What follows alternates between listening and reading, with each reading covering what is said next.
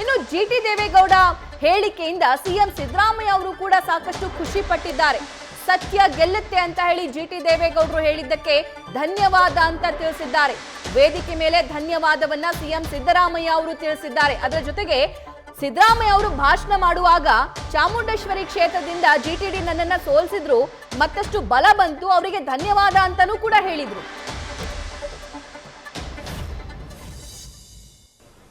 ಚಾಮುಂಡೇಶ್ವರಿ ಕೃಪೆಯಿಂದ ಇಲ್ಲಿವರೆಗೆ ಯಾವ ತಪ್ಪನ್ನು ಕೂಡ ಮಾಡಿಲ್ಲ. ತಪ್ಪು ಮಾಡಿದ್ರೆ ಇಷ್ಟೊಂದು ದೀರ್ಘಕಾಲ ರಾಜಕಾರಣದಲ್ಲಿ ಉಳಿಲಿಕ್ಕೆ ಸಾಧ್ಯ ಆಗ್ತಾ ಇರಲಿಲ್ಲ. ಅದಕ್ಕಾಗಿ ಜಿಟಿ ದೇವೇಗೌಡರು, ನಾವು ಅವರು ಒಂದೇ ತಾಲೂಕಿನವರು, ಜಿಟಿ ದೇವೇಗೌಡ ನಾನು ಒಂದೇ ತಾಲೂಕಿನವರು, ಒಟ್ಟಿಗೆ ನಮ್ಮ 83ರ ಚುನಾವಣೆಯಲ್ಲಿ ಒಟ್ಟಿಗೆ ಕೆಲಸ ಮಾಡಿದವರು. ಈಗ ಅವರೇ ಶಾಸಕರಾಗಿದ್ದಾರೆ, ಮಂತ್ರಿನೂ ಆಗಿದ್ದಾರೆ, ಮಾಜಿ ಮಂತ್ರಿನೂ ಆಗಿದ್ದಾರೆ. ಸತ್ಯಕ್ಕೆ ಜಯ ಸಿಗ್ತದೆ ಅಂತ ಹೇಳಿರ್ತಕ್ಕಂಥದ್ದು ಇನ್ನಷ್ಟು ನನಗೆ ಬಲ ಬಂದಿದೆ ಅಂತಕ್ಕಂಥ ಮಾತುಗಳನ್ನು ಹೇಳಲಿಕ್ಕೆ ಬಯಸ್ತಾ ಇದ್ದೇನೆ. ಹಾಗಾಗಿ ಜಿಟಿ ದೇವೇಗೌಡರಿಗೆ ಧನ್ಯವಾದಗಳನ್ನು ಹೇಳಲಿಕ್ಕೆ ಬಯಸ್ತಾ ಇದ್ದೇನೆ.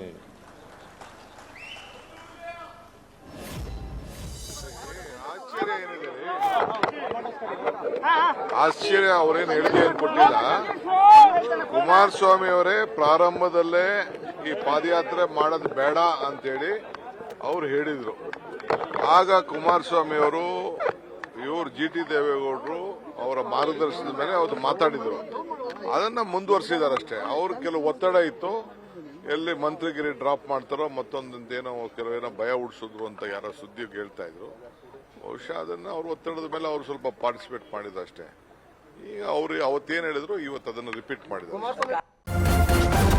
ನ್ಯೂಸ್ ಫಸ್ಟ್ ನಿರ್ಭೀತಿಯಿಂದ ನಿಮ್ಮ ಪರವಾಗಿ.